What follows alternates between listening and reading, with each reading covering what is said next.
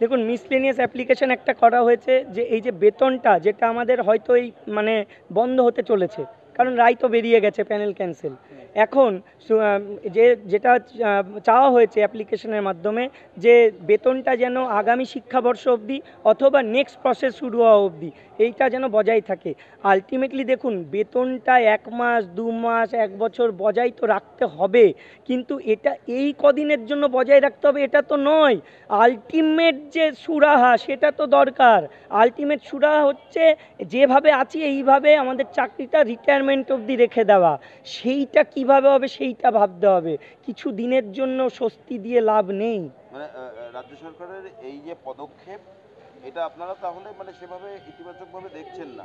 না সুরাহা মিলবে না? না, ইতিবাচকভাবে দেখছি না নয়, আমরাও চাই যে বেতন বজায় থাকুক। সেটা ওনারা যেটু করেছেন 1 বছর অবধি বজায় থাকুক, 1 বছর অবধি থাকুক, আমরাও চাই। কিন্তু এই 1 বছর 1 দিনের বেলায় সেদিন বলবে না তো নতুন নিয়োগের পরীক্ষায় বসতে হবে, সেদিন বলবেন না তো যে নতুন করে সাম্মানিক হিসাবে রাখা হবে, সেদিন বলবেন না তো যে নতুন পথ বাতলে দেওয়া হবে।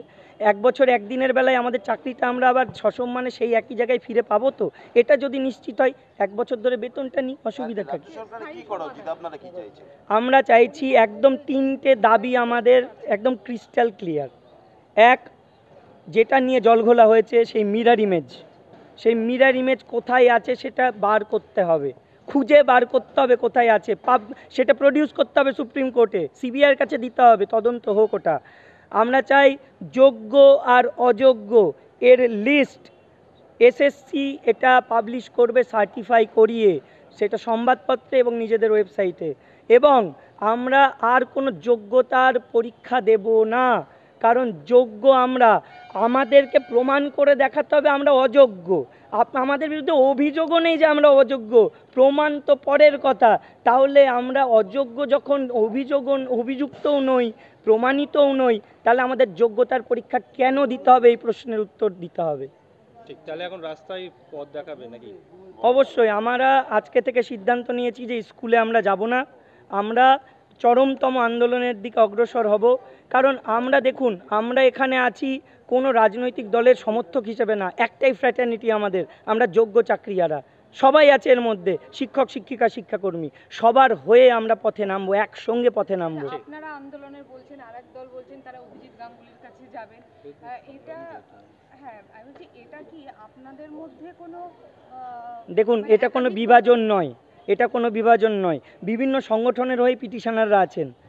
কেউ যদি মনে করেন অভিজিৎ গাঙ্গুলির সঙ্গে যোগাযোগ করবেন, গুড স্টেপ। কেউ যদি মনে করেন শুভেন্দু অধিকারীর সঙ্গে দেখা করবেন, গুড স্টেপ। কেউ যদি মনে করেন শিক্ষামন্ত্রীর সঙ্গে দেখা করবেন, গুড স্টেপ। আমাদের কথা একটাই, যত মানে পদাধিকারী আছেন, প্রাইম মিনিস্টার, বিরোধী দলনেতা, রাজ্যের মুখ্যমন্ত্রী বা আরও যারা আছেন, যারা আমাদেরকে সুপরামর্শ দিতে পারবেন, আমাদেরকে বাঁচার পথ দেখাতে পারবেন, সকলের কাছে আমরা যাব। এখানে কোনো ভেদাভেদ বলে কিছু নেই। আপনারা কি রাষ্ট্রপতির দ্বারস্থ হওয়ার কথা ভাবছেন? অবভিয়াসলি আমরা রাষ্ট্রপতিরও দ্বারস্থ হব। রাষ্ট্রপতির কাছে আমরা জানাবো যে আমাদের সঙ্গে এই ন্যায় বিচারটা অবিচার করা হয়েছে, ন্যায় বিচার পাওয়া যায়নি, এবং সেটার দায়িত্ব তো রাজ্য সরকারকে নিতে হবে। রাষ্ট্রপতির কাছে এই আবেদন রাখবো।